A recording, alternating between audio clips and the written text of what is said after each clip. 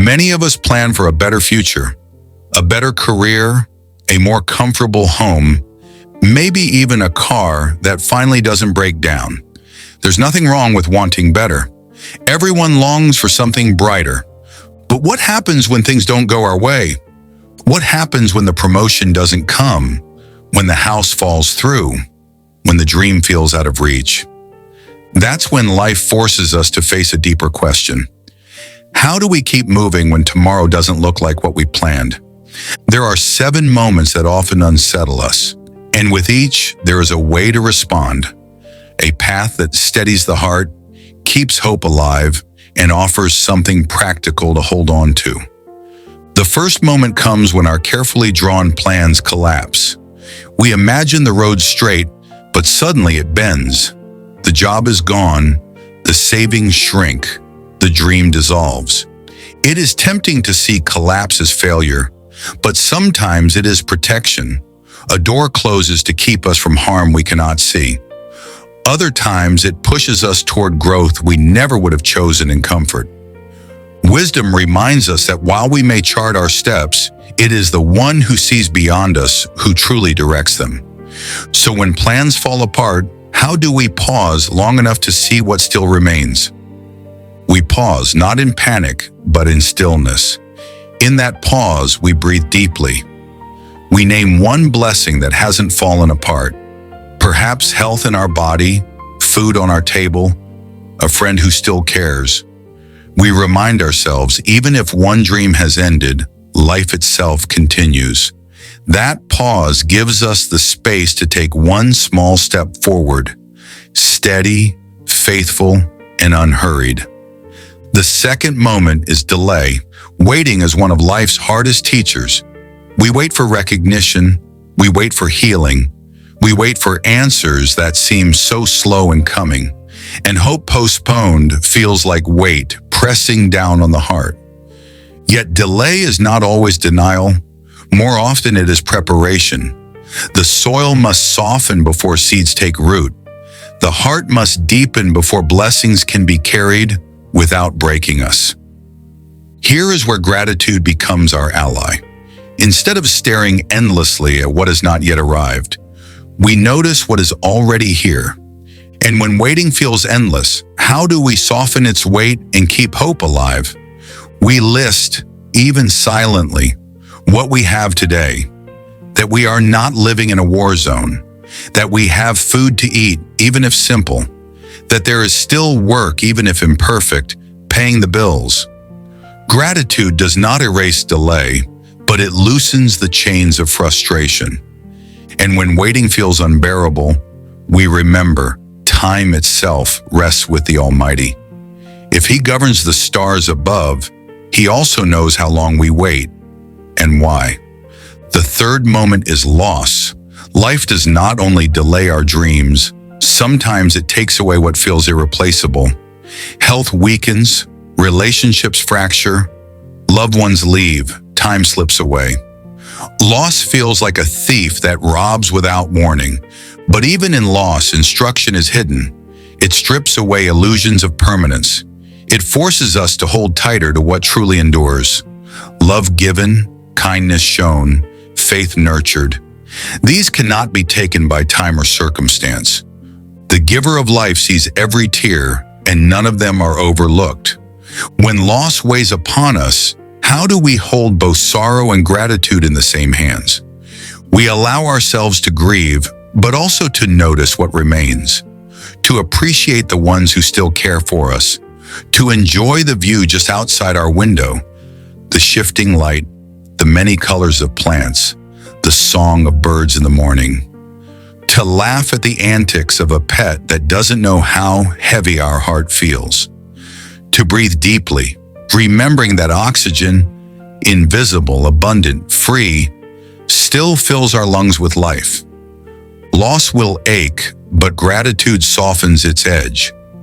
Even in sorrow, we are reminded, what remains is still a gift, and every gift is evidence of care from the one who sees beyond us. The fourth moment is uncertainty. Questions swirl. What if tomorrow brings failure? What if I am not strong enough? What if all my effort is wasted? The unknown unsettles us, and fear of what might come often steals the peace of today. But peace does not come from knowing every detail of tomorrow. Peace comes from trust. Trust that life is not random. Trust that even detours can be guided by wisdom greater than our own. Ancient words remind us, each day has enough of its own troubles. We are not meant to carry tomorrow's shadows on today's shoulders. Courage grows when we admit we do not see the full path, but still choose to walk forward, knowing the Almighty walks with us. And what do we do when uncertainty clouds the path and fear steals today's peace? We slow down. We ground ourselves in the present by noticing three things: what we see, what we hear, what we feel.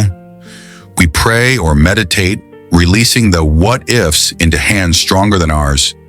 And then we take one task, and no matter how small, and complete it. That action, however ordinary, reminds us that life is still moving forward, one step at a time. The fifth moment is expectation. Expectations whisper, "It must happen my way, or I cannot be happy." But life rarely obeys rigid demands. The tighter we grip, the sharper the pain when things unravel.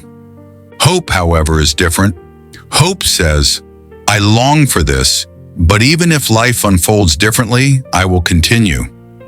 Hope bends without breaking. This echoes a deep principle. Happiness is safer when it isn't chained to outcomes.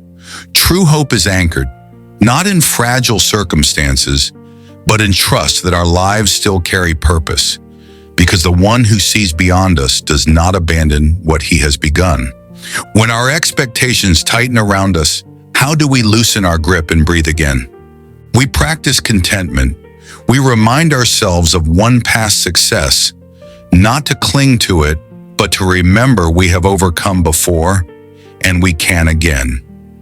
We loosen our grip by saying, "Even if it comes differently than I imagined, I will still be thankful."